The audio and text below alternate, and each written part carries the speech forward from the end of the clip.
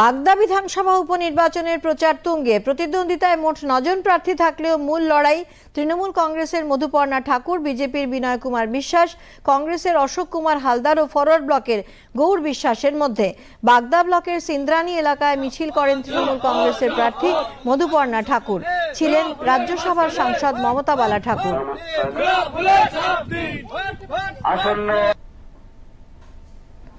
BJP প্রার্থী বিনয় কুমার বিশ্বাসের সমর্থনে মিছিলে অংশ নেন বিরোধী দলনেতা শুভেন্দু অধিকারী। বাজিতপুর মোড় থেকে সিন্দ্রানী বাজার পর্যন্ত এই মিছিল শেষে জনসভাও করেন তিনি। কংগ্রেস প্রার্থী অশোক কুমার হালদার কলম বাজারে জনসংযোগ করেন।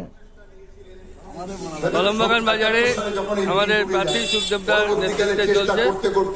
জানেন কিনা জানি না, এই যে সামনে পাটশিমলে আছে, পাটশি সেন্টার আছে, ওইখানে একটা বিস্তীর্ণ জায়গা হচ্ছিল, সেই জায়গাতে ক্যান্সার রিসার্চ সেন্টার হওয়ার কথা ছিল। ফরওয়ার্ড ব্লক প্রার্থী গৌর বিশ্বাস ভবানীপুরে বাড়ি বাড়ি গিয়ে জনসংযোগ করেন। এরা কিছুই বোঝে না, যখন এরকম মেশিন থাকবে